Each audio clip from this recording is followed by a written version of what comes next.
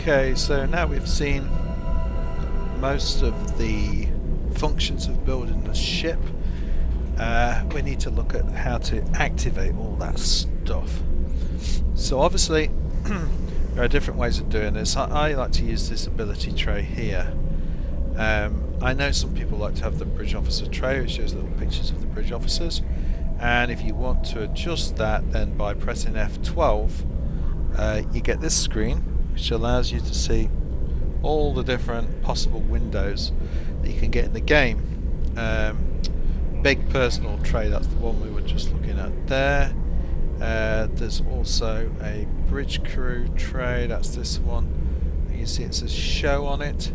I click show and press F12 again. Now you'll see there's my tray with the actual pictures of the bridge officers in, but for me that just doesn't work. But that's how you select it and unselect it by pressing hide. Similarly, a lot of people don't realise that they've got this other tray here because that's how the game normally looks, but by pressing F12 you can click new on the big personal tray, which will bring this extra tray on the right hand side, and using the little three little square button there, look, choose 1, 2 or 3. So if you've got 3, these are 3 columns. I'm only using 1 generally. I just like that one on the side. To put the things on there that I'm not accessing all the time. The sharp-eyed amongst you will notice that I'm using row 9 and row 10 of my ability tray, and that's simply because these 2 rows are going to be used in a keybind, and I'd like to keep rows 1, 2 and 3 available for other things. So row 1, well, that's on there. Row 1 is never included in the auto rotation. Row 9 and row 10 are. What the hell is he talking about, auto rotation? That's what you're thinking now, maybe. So let's have a look at it. First of all, before we get into that, you must all by now know how to drag and put an ability on a tray. It's pretty straightforward stuff. If you don't want it, just right click it with your right mouse button and drop it to space and it will disappear. Okay, so I use a keybind system which is built into Cryptic and allows me to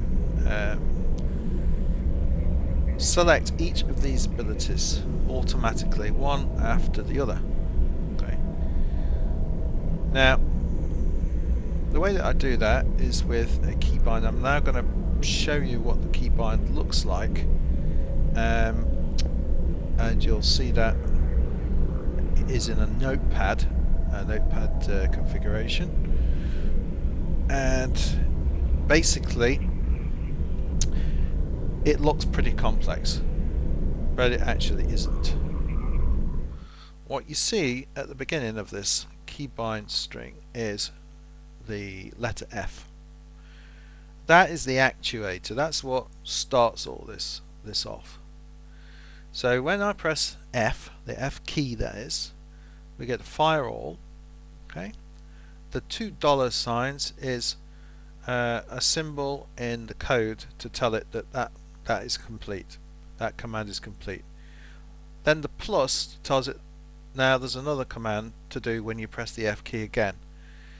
And tray execute by tray is the row and the column. Okay, so I've got row 9 and column 0. So that's here on the actual ability tray.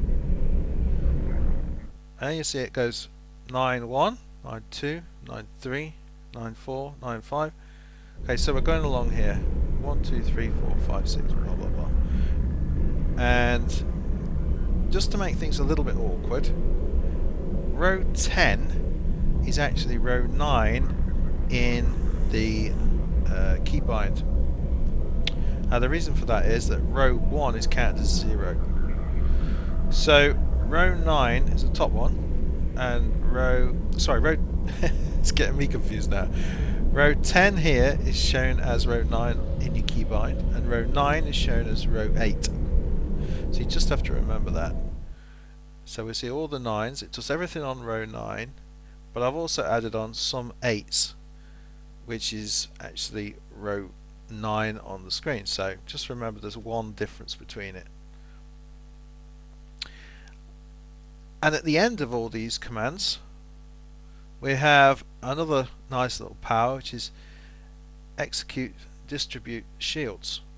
Okay, and I've also stuck in there another one that the letter T will give me this command. It'll actually show up team to the team. It'll show target. Team target is, and $target, that means whatever you are pointing at with your cursor, whatever selected as a live target will show up. So how does it all work? Well, if I press the F key, the first thing that happens is that the ability on row 10 position 1 activates attack plan alpha. Now because of the way it's worded on the keybind, that actually shows up as 9 and 0. But don't worry about that, you'll get used to that. Press it again,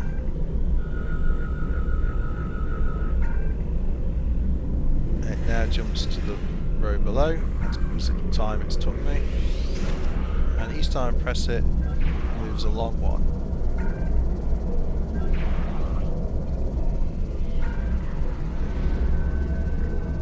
So all I basically have to do is spamming my F key. Now that doesn't have to be F key, that can be the space bar, it can be any key you like. Now, if you think about this, there's no need for you to actually sit there spamming these things. You can get your keyboard macro to do it for you. And that's exactly what I've done. I use a Microsoft Sidewinder keyboard, and a lot of other keyboards, gaming keyboards, have got macros built in. I get it to spam my F key with a 400 millisecond delay before it spams it again. That's to make up for the fact that there's a lot of lag in this game. It's really bloody laggy. And if you make it less than 400 milliseconds, you'll find that it completely misses out abilities. So get your macro to spam the F key or space bar or whatever it is you want to make it fire, with a gap of 400 milliseconds in between each one. Then all I need to do then is activate that macro, and I'm going to do that now by pressing my macro key.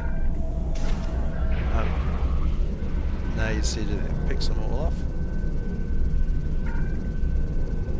Now I'm not touching the keyboard at the moment, this is all automatic. So that leaves my bottom bar free to activate. So things like heals, obviously I don't want them activating all the time, but things like shield heals, fire at will, key sight, torp spread, all that kind of stuff needs to be activated all the time. If you're in PvP, you might want to think about activating them individually, because otherwise there's a chance that things might not go off in quite the right order. Having said that, it does leave you free to concentrate on your heals and special powers, like maybe using the quantum singularity manipulation for a Romulan cloak and things like that, and concentrate on your flying rather than which thing to press next, and it can make a big difference. So switch that off now. So we'll see me doing that forever. How do you bring in a keybind? If you look at the chat bar and type /bind, and you see now that we've got a menu list come up. We've got bind load file. So that's the command that you want, and then the keybind file, which is just a normal text file. In this case, is called farm. farm big in fact. But don't forget to put the TXT. Press enter and that loads that keybind into your game, and away you are, ready to go. It's as simple as that, or as tricky as that. SRS, like many other fleets and also on Stowe Forum, have keybind formulas, if you like, programs written down. There's some pretty good keybinds for dummies stuff on there. Well, they used to be on the Stowe Forum. Unfortunately, since I've changed to the vanilla forum, it's pretty hard to find a lot of the old stuff. But if you need any help with this, contact us in game. I'll put my contact details up at the end of this. You can also find us at SRS Fleet on the website there. I'll also put that up at the end of the game, at the end of the film, and you can contact me and we will see if we can help you. Of course, the best thing is to join our fleet, and we'll certainly sort you out with your keybind needs. So that basically is the ship. We've covered the gear, we've covered the duty officers and bridge officers. Specializations I touched on a little bit. They're fairly straightforward, and you tend to know which one you want to use depending on the ship. I like the intelligence powers for this build. I also like the first tier of the pilot, because rock and roll is just awesome, and gets you out a lot of problems. It also has a lot of options to what I'm thinking of now. I think it's in reverse thrust. Yeah, manoeuvring thrusters. Retain 50% base speed while engines offline. I think there's one for reverse, is it? Yeah, back her off. So you maintain +7 flight speed while in reverse, and you get 20% defense whilst in reverse. Now that's pretty important, because what a lot of people don't know is that when you're going backwards, your power levels will drop. I don't know if it's noticeable there. I'm not really. Let's put it onto this one. Let's watch those power levels. They're not dropping for me. I've got, I think, too much protection. Oh no, they did drop. Took some time, that's all. Okay, so your power levels drop. So your power levels are dropping. You're also losing a bit of your defense as well. You get negative defense when you're going backwards.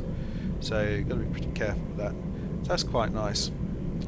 If you find a torpedo boat, you might want to think about using the command. You certainly should fill up at least half of the command officer, so that you can get the command frequency starship trait, which is really cool. And I talked about that in a previous video. That basically allows you to bring the fleet support into the game without the necessary low hull. It used to be, I think you had to be below 50% and you could bring it in. Now it's you can bring it in whenever you like, as long as you're in combat, which is pretty cool. So that covers the keybinds, and I will post the keybind that I showed you there in the video as a text file in the notes, so feel free to copy that and use it as you see fit. Okay, I think that's all for this film. I hope you found it useful. Get in touch if we need any help with anything else, and we'll think about doing something a little bit more advanced, maybe a DPS build in the next video. Thanks, live long and prosper.